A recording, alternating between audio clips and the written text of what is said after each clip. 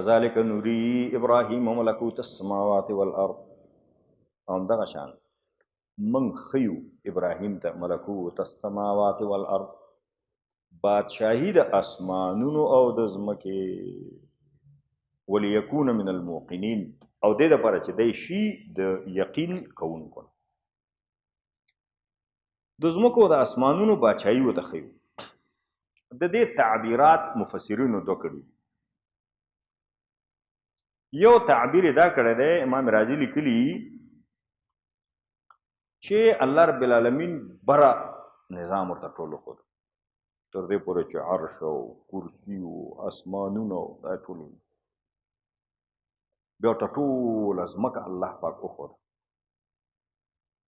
یو تعبیر علماو دا کړی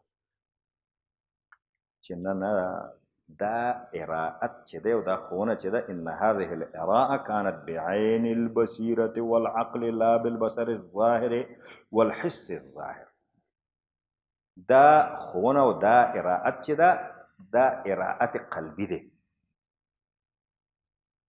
په سترګه باندې نه و په زړه باندې و یعنې الله هغه ته وسیع علم ورکړو په دې ټولو خبرو یې پوه کړو په دې خبره باندې پوه شو که ابن کثیر لیکلی چې واما شق الارض له وشق السماوات روي عن معاذ وعلي ولكن لا يصح اسناده ځمکه ورته وشلې ده ټوله یې ولیده اسمانونه ټول ورته هغه شو وښودل شو دا وایي د معاذ نه او د علي رضی الله تعالی عنه نه روایت شي خو سندونه یې صحیح نه دي خو د دې دا معنا نه ده چې دا سندونه صحیح نه وي نو دا خبره به هم صحیح نه وي کیدای شي همداسې ورته شوي او کیدای شي دواړه شوي هم ظاهري ښوونې ورته شوي او هم چې دی بعین البصیرة والعقل ورته شوي په بصر شوي دي که په بصیرت شوي دي دې کې اختلاف شو نو کیدای شي دواړه شوي په دې باندې پوه شو که پیغمبران سره د الله معامله خاصه وي ملکوت دا ملک ته مراد دی ملک ملکوت السماوات یعنی بادشاهی د اسمانونو ملکوت په وزن د رغبوت او لکه رغبوت رغبت نه دی رهبوت من الرهبه دا تا پکې چې ده د مبالغې ده چې د موقنینو نه شي چې یقین یې ښه کلک شي مضبوط شي دا شی مو ته وښودل فلما جن علیه الليل نو کله چې تیاره شوه په ده باندې شپه راکوکبه ستوری ولیده قال ویلې د هذا ربي دا مې رب دی فلما افل کله چې غایب شو قال ویلې لا احب الافلین زه نه خوښوم غایبېدونکي او ډوبېدونکي فلما را القمر بازغا کله چې ولیدله سپوږمۍ بازغا پړقېدونکې رڼا قال هذا ربي دا مې رب دی فلما افل کله چې هغه ډوبه شوه غایبه شوه قال لئن لم یهدني ربي که ما ته هدایت نه وی کړی زما رب لاکونن من القوم الضالین نو زه به هم شوی وم د دې ګمراه قوم نه فلما را الشمس بازغة کله چې ولید المر بازغة روښانه او پړقېدونکی قال هذا ربي دا مې رب دی هذا اکبر دا ښه غټ دی فلما فلت کله چې هغه ډوب شو قال ویل یا قوم انی بریء مما تشرکون زه بری یم د هغه شیان نه چې تاسو یې د الله سره شریکوئ مورخینو دا هم لیکلي چې په دې عراق کې په دغه وخت کې یو د لمر او سپوږمۍ عبادت نه کېده 15,000 نور معبودان 15,000 او په دې 15,000 کې زیات شیان د برني شیان او لږ شیان پکې زمینی شیان د دې عبادت کېده نو ستوری لمر سپوږمۍ دا د هغې تقریبا نمایندګي کوله د هغې د خدایانو نو درې واړه ابراهیم علیه السلام رد کړه اوس دې کې خبره یو سوال دا دی چې ابراهیم علیه السلام دا د لمر ډوبېدل او د سپوږمۍ ختل او د ستوري ختل او ډوبېدل دا ولې هر وخت نه لیدل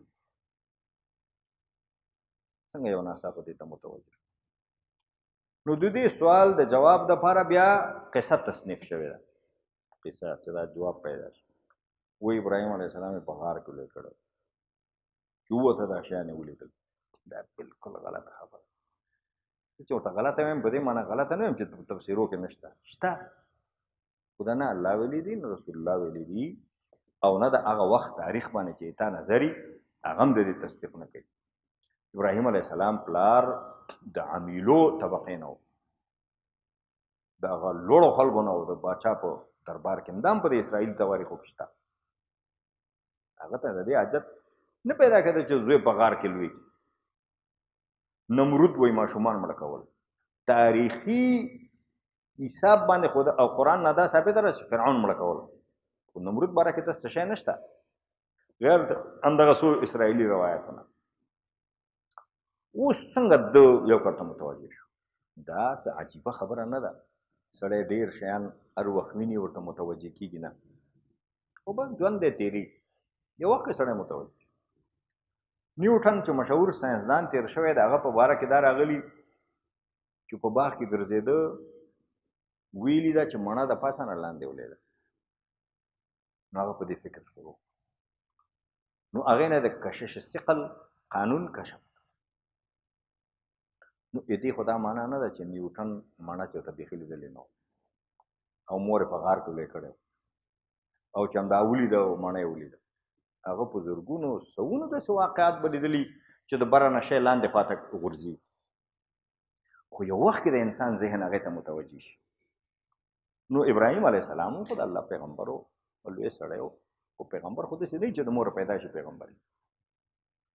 چې یو وخت کې دی سن شعور ته رسېدلی دی، دې ته رسېدلی دی چې د خپل قوم حالاتو باندې فکر وکړي، دین باندې فکر وکړي، عقیده باندې فکر وکړي.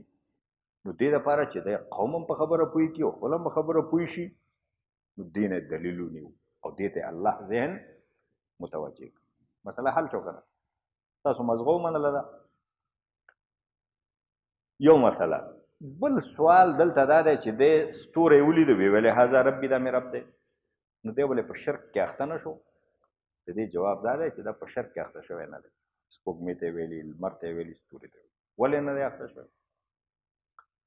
دا وینا د ده چې دا هذا ربي دا فیصله نه وه، دا استفهامي انداز کې وه. دا غور کوي، ریسرچ کوي، تحقیق کوي. څوک چې وایي دا تفکر دی، بعضې مفسرین تفکر، بعضې مفسرین مناظره ده. چې مناظره شي خبره ختم.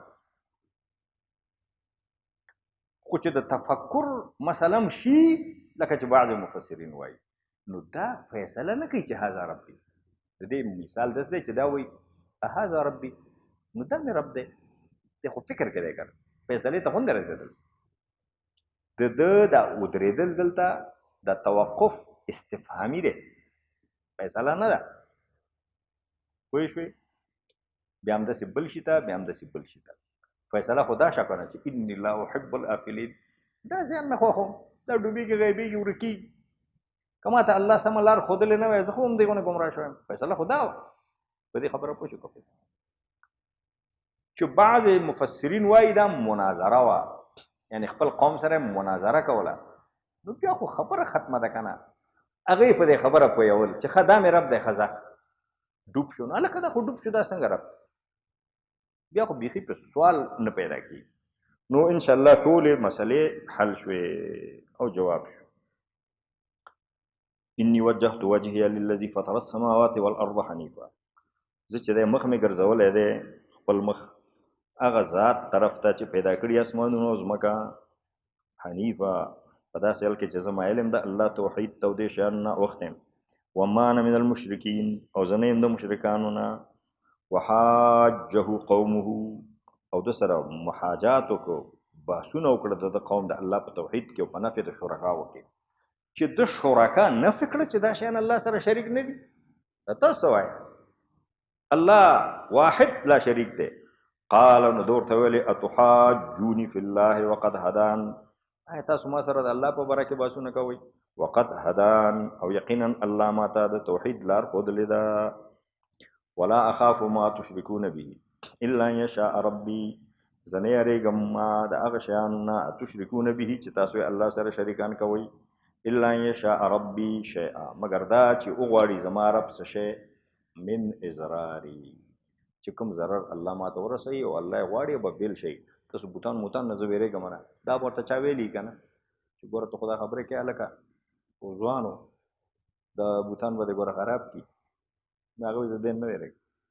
وسع ربي كل شيء علما، وسی دی پراخ دی زما رب په هر شي باندې د علم له مخې. افلا تتذکرون، نو ولې تاسو نصیحت نه قبلوئ؟ وکیف اخاف، او زه څنګه ویرېږم ما اشرکتم، د هغه شیانو نه چې تاسو الله سره شریکان کړي. ولا تخافون انکم اشرکتم بالله ما لم ينزل به علیکم سلطانا، او تاسو نه یریږئ چې تاسو شریکان کړي الله سره ما هغه شیان چې نه دی نازل کړی الله په هغه باندې کم په تاسو باندې کم دلیل، د هغې په باره کې الله نه دی نازل کړی په تاسو باندې کم دلیل چې دا نار خدای دی او یا شریک دی یا شما ما سره شریک دی، چاند دیوتا دی، سورج دیوتا دی، دا ما سره شریک دی، هغې باره کې خو الله څه دلیل کته کړی نه دی، نو زه څنګه ویرېږم. فای الفریقین حق بالامن ان کنتم تعلمون، نو کوم یو په دواړو ډلو کې د امن ډېره حقداره ده که تاسو پوه شئ. ځکه تاسو خدای سره شرک کوئ، الله نافرماني کوئ، تاسو نه یېرېږئ، او زه یو فضول شی دی تا خپله پیدا کړی هغه نه منم، زه دې ویرېږم. ولې ویرېږم؟ الذین آمنوا، هغه خلکو چې ایمان راوړی، ولم یلبسو ایمانهم بظلم، او نه دی خلط کړی، نه دی یو ځای کړی خپل ایمان د ظلم سره. ظلم نه مراد شرک سره خپل ایمان نه دی یو ځای کړی، خالص سوچه موحد پاتې شوی.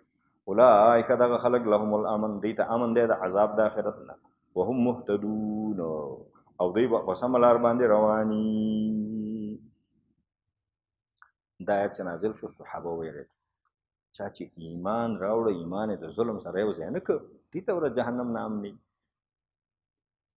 ویل چې کوم یو په موږ کې داسې دی چې ایمان یې د ظلم سره خلط شوی دی، هغې د ظلم نه مطلب ګناه اخیستی و.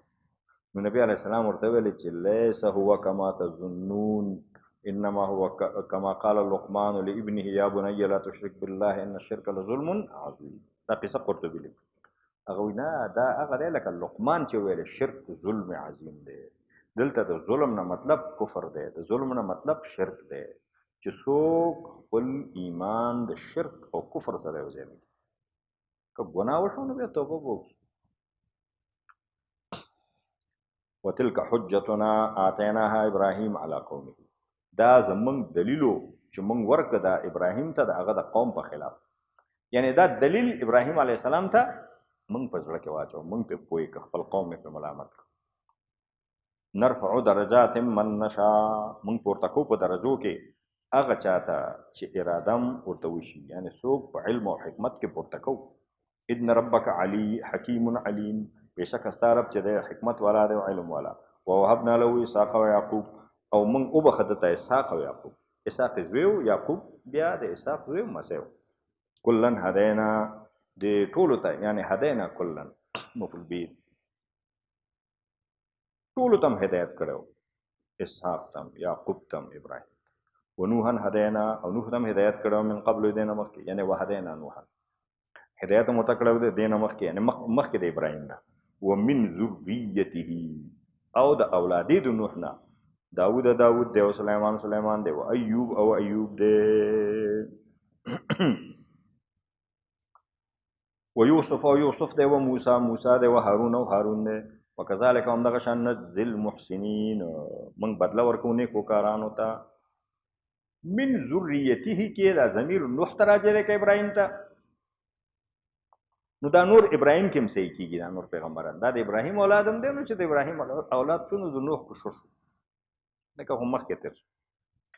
خو یو لوط علیه السلام چې دی که ضمیر ابراهیم ته راجع شي بیا دا نه صحیح کېږي، ځکه لوط علیه السلام د ابراهیم علیه السلام په اولاد کې نه دی.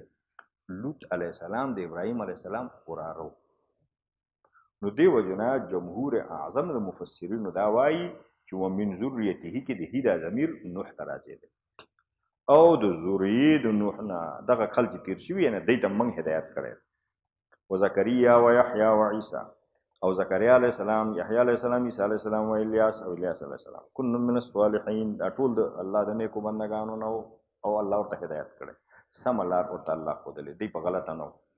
و اسماعیل او اسماعیل علیه السلام، والیسع او یسع، و یونس او لوط او یونس او لوط، وکلا فضلنا علی العالمین، او دې ټولو ته موږ فضیلت ورکړی و په عالمونو باندې. ومن آبائهم، او بعضې د پلارانو د دی و ذریاتهم او بعضې د اولادونو د دی و اخوانهم او بعضې د ورونو د دی واجتبیناهم موږ غوره کړي وو د دین د کار دپاره وهدیناهم الی صراط مستقیم او هدایت هم ورکړی و دوی ته د صراط مستقیم دا بعض هم پکې ځکه ویلې اوس چې د ابراهیم علیه السلام پلار خو الله نه غوره کړی صحیح یا د نورو بعضې پیغمبرانو پلاران الله نه غوره کړي او د بعضو پیغمبرانو ټول اولاد هم الله نه غوره کړي پکې ناخلف هم سلیمان علیه السلام زوی ناخلف نو بعض ټکی پکې مفسرینو لګولی ما نه دی لګولی ته وایې چې تا لګولی مفسرینو لګولی وجتبیناهم دا مونږ غوره کړي وهدیناهم او هدایت هم کړی دوی ته د صراط الی صراط مستقیم د صراط مستقیم ذلک هدی الله دغه د الله هدایت یعنی دغه خلکو باندې سره چې دوی کومې خبرې کولې او د دوی چې کوم نظریه وه د دوی چې کوم مفکوره وه عقیده وه دغه د خدای هدایت یهدي به من یشاء من عباده الله هدایت کې په دې باندې چاته چې اراده وشي د خپلو بندګانو نه ولو اشرکو لحبط عنهم ما كانوا يعملون او که دې پیغمبرانو شرک کړی وی نو حبط او برباد شوي به د دوی نه هغه عملونه چې دوی کړي وو بیا به الله دوی ته د دوی د عملونو اجر نه ورکوه په دې خبره پوه شو نو مشرکین الله ښه ملامته کړه چې دا پیغمبران دونه لوی خلکو که دوی شرک کړی وی د دوی عمل به برباد شوی او تاسو لا وایئ چې موږ د ابراهیم علیه السلام اولاد یو نو بابا خو مو د بوتانو خلاف پاسېدلی پیسه هم واورئ د بت پرستۍ خلاف دلیلونه خلکو ته ویل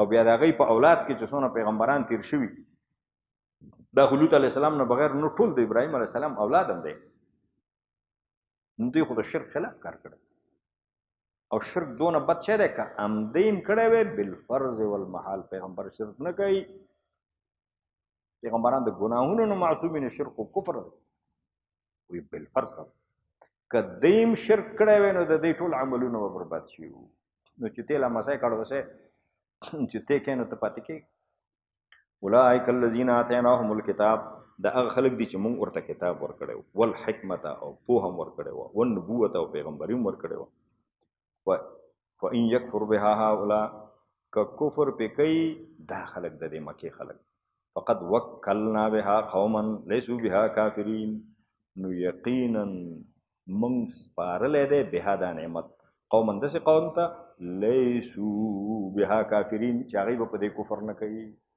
یعنې دا خو د خدای نعمت دی چې الله د نوح نه نیولی محمد صلی الله علیه وسلم پورې دا پیغمبران ته الله ورکړه که تاسو یې نه منئ نو دا بس ما دا سپارلی دی بل قوم ته چې هغه به پرې کفر نه کوي اشاره ده انصارو د مدینې ته هغه به د دې په پشت ودري د دې پشت باندې تاسو یې ځان مه منئ اولئک الذین هدی الله یعنی دغه مخکې چې ذکر شو د پیغمبرانو نه دا هغه خلک دي چې الله دوی ته هدایت کړی فبهداهم اقتده نو د دې هدایت پسې تم اقتدا وکړه تم پسې لاړ شه قل ووایه لا اسألکم علیه اجرا زه نه غواړم تاسو نه په دې باندې یعنې په تبلیغ د قرآن باندې اجر څه مزدوري زه نه غواړم ان هو الا ذکر للعالمین دا نه دی مګر نصیحت دی د عالمونو دپاره دلته یو سوال قاضي ثناء الله پانپتي صاحب اچولی دی دا چې الله نبی علیه السلام ته وایي ته د مخکینو پیغمبرانو پسې اقتدا وکړه نو د هغوی د تقلید امر یې ورته کړی فرمایي چې دا خو د تقلید امر نه دی فرمایي المراد بالاقتداء بطریقتهم الاخذ بها لا تقلیدهم فإن التقلید ليس من شان أهل الاجتهاد من الأمة فكيف يليق بالأنبياء لا سيما بسيدهم يعني أسلك على طريق الهداية واتباع الشرع المؤيد بالعقل كما سلكوا ففيه تنبيه على أن طريقهم هو الحق الموافق للدليل العقلي والسمعي يعني د تقلید امر الله نه ده کړی مطلب دا دی دغه د پیغمبرانو لار ده همدغه مې تا ته هم ښودلې هغوی چې پیتلي وو همدغسې پې ته هم لاړ شه ځکه تقلید خو اهل اجتهاد ته امر نشته چې تقلید وکړي نو انبیاو ته به څنګه تقلید دې ته وایي چې ته د چا قول د یو ښه اعتماد په اساس باندې بې دلیله منې صحیح د تقلید څوک ورته اتباع وایي. لکه موږ امام صاحب اتباع کړو، فقهاو اتباع کړو. په دې خبره باندې پوه شو. بعضې خلک دې ته شرک کفر وایي. دا شرک کفر نه دی. ټوله دنیا کې دا قانون دی چې د یو فن د متخصصینو پسې خلک ځي. ډاکټر چاته نسخه ولیکي نو څوک ورته جنګ نه کوي چې څنګه دې شی دې راته ولیکي. تیاره کې خلک کیني، تیاره روانې چار خوا بیایي، خو د خلکو اعتماد دي چې ښه خوا ته به بیایي. تخصص او اهل تخصص باندې خلک اعتماد کوي د هغوی په فن کې. نو فقها د دین متخصصین دي، د دین ماهرین دي.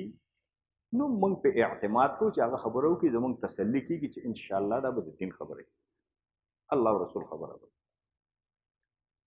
تر څو چې یو سړی اهل النظر نه وي، لږ به یې نور هم راپسته کړه، قادر علی الاستدلال نه وي، د اجتهاد یوې درجې ته نه وي رسېدلی، یو اجتهاد تام د اجتهاد کلي یا هغې درجې ته ورسېږي، لکه امام صاحب، امام شافعي، امام احمد. یو اجتهاد فی المذهب دی، یا اجتهاد جزئی دی، یا داسې عالم شوی نه چې په استدلال باندې قادري. نو هغه دپاره دا صحیح نه دي چې هغه خپله حدیثونه ګوري او عمل پرې باندې کوي. لاندې یو خور هم دا څو ورځو نه مسلسل پوښتنه کوي چې د سړي او د ښځې په مونځ کې فرق شته که نه شته. بیا ما خپلو زنانو نه پوښتنه وکړه، دا وایي چې ما حدیثونه وکتل، ما ته پکې دا معلوم نه شو چې د سړي او د ښځو په منځ کې څه فرق دی. هغه خو همداسې ظاهري احادیث ګوري که نه. نو د هغې جواب دی د خورم او د نورم چې احادیثو کې نبي علیه السلام نه مختلفې طریقې راغلي. سینه باندې لاس ایښوده، نامه باندې لاس ایښوده، لاسونه یې غوږو ته کول، لاسونه یې اوږو ته کول. دې کې فقهاو تحقیق کړی دی چې رسول الله خو معلم و، نو ښځو ته یې مونځ همغه ښودلی دی او سړو ته مونځ همغه ښود. نو هغه د رسول الله په سنتونو کې چې کوم شیان د ښځو د حالت سره مناسب دي هغه ښځو پورې خاص کړي، او کوم شیان چې د سړو د حالت پورې مناسب دي هغه سړو پورې خاص کړي. نو په ټولو حدیثو باندې عمل ده. یا په قاعده کې چې کېناستې د تورک دا شیان هغه داسې مسله ده، هغه په دې خبرو باندې هغه خور یا هغه ورور نشو پوهېدی چې 12 پورې مکتب یې ویلی او حدیثونه وګوري او هغه ته پکې څه شی معلوم نشي. خو دین خو لوی علم دی، لوی بحث. او که څوک د اجتهاد درجې ته ورسېده، یا کلي یا خیر دی جزئی. خیر دی که اجتهاد ته نه رسېدلی نو قادر علی الاستدلال خو دې شي، لکه شان ورشاه کشمیري، لکه قرضاوي، لکه مولانا محمد تقی عثماني. یو شی خو دې شي که نه، نو بیا که یو شی وایي نو خیر دی. خو چې دا د ما غوندې یو کوم علم سړي نه د روژې ترجمه وکړې او بیا ته مجتهد شي، او یا کومه مدرسه کې کم کال نیم کال سبق ووایې او بیا ته د اجتهاد درجې ته ورسېږي، دا تاوان کوي، دې سره ګډوډي پیدا کېږي